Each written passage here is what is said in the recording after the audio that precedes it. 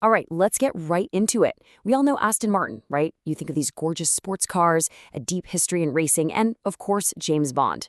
But what on earth happens when that same legendary brand decides, you know what, let's build a 66-story skyscraper in Miami? Is this some kind of genius business move, or are they risking everything that makes the brand so iconic? Let's figure it out. So just to get a sense of the scale we're talking about here, look at this number, $21 million. That's what one of the sky penthouses in the new Aston Martin Residences just sold for. For that kind of cash, you're getting almost 10,000 square feet of space inside, a bunch of terraces, even your own private indoor pool. I mean, wow. It's a staggering figure that really shows you just how high the stakes are in this game. And if you thought that was wild, get this. The person who bought the top penthouse, the big one they call unique, well, they don't just get the apartment. Oh no, they also get a limited edition Aston Martin Vulcan race car. You know, just a little bonus prize valued at over $3 million. This whole thing proves they're not just selling condos, they are selling an entire fantasy. And here you have it, the official vision straight from the top brass. Merrick Reichman, the guy in charge of their creative vision, he frames this whole thing as just a natural next step for them. The idea is that the same things that make their cars special, the materials, the sense of proportion, that feeling of beauty, can be applied to a building. It's a bold claim. So this brings us to the real business question. Why is a car company suddenly playing in the world of real estate? Well, the answer is all about a really powerful strategy in the modern business world, becoming a lifestyle brand.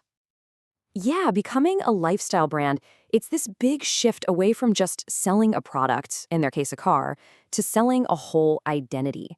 The goal is that you don't just drive an Aston Martin, you actually live the Aston Martin life. It's all about wrapping yourself in this culture of, luxury and high performance. Okay, so let's break down the actual business logic here. Sure, it's about making money from a new source, obviously. But it's also about digging their heels in deeper with the ultra-wealthy. And get this, they're not the only ones doing it. Porsche and Lamborghini are already building towers, so in a way, Aston Martin is just trying to keep up with the competition in these huge markets like Miami, Tokyo, and New York. But, and this is a big but, not everyone is convinced this is a good idea. Expanding the brand this far, this fast, it comes with huge risks. And it's got a lot of critics asking a very tough question. Does this actually hurt the legendary Aston Martin name? I mean, listen to this. This is a direct quote from a journalist at Creative Block, and they're talking about the design of Aston Martin's new buildings. Cold and uninspired. That's a pretty brutal takedown for a brand that literally built its reputation on beauty and soul. And the hits just keep on coming. This quote, I think, just hits the nail on the head. It points out this huge disconnect. Aston Martin is the hero's car, right? But with these really hard lines and mirrored ceilings, the buildings are being compared to something a Bond villain would cook up. Not exactly what you're going for. Which really just boils down to the ultimate question, doesn't it?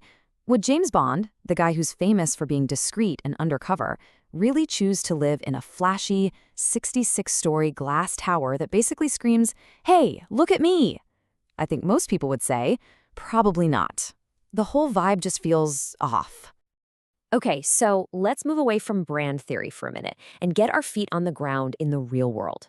Specifically, the Miami real estate market. Because let me tell you, building and selling condos for millions of dollars here is a completely different ballgame with its own very unique set of problems. Just look at this timeline. The project got started way back in 2017, and it's only just getting finished now. We're talking more than 6, almost 7 years from start to finish.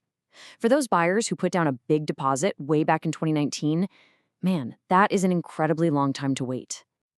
And here is the real-world consequence of that long wait.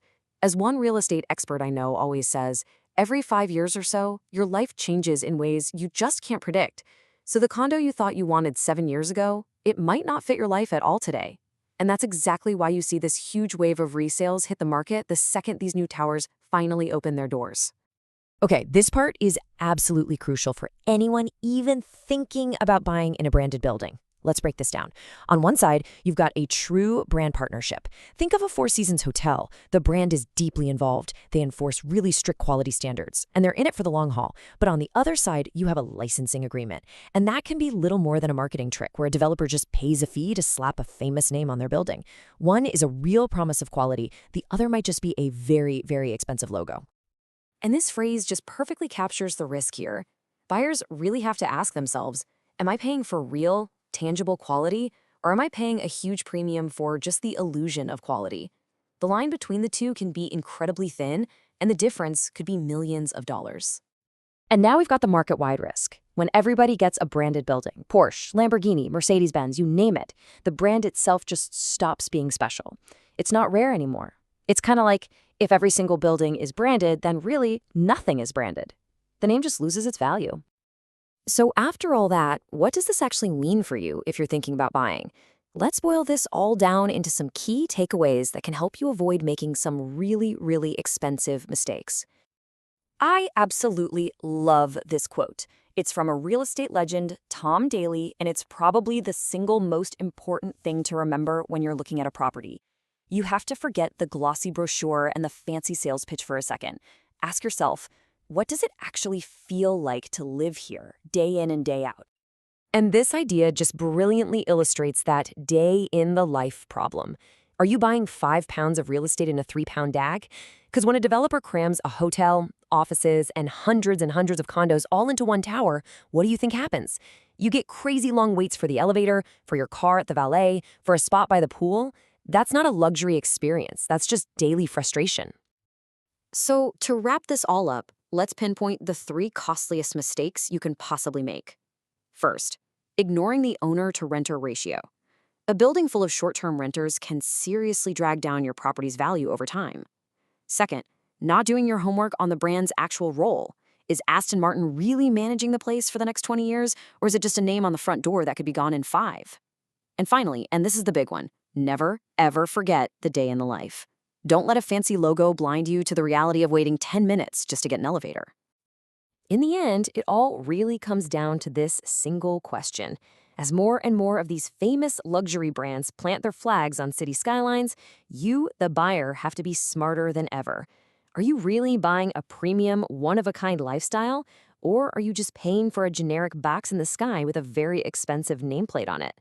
In a world where everything is branded, the smartest money might just be on the one thing you can't license: genuine, real, unshakable quality.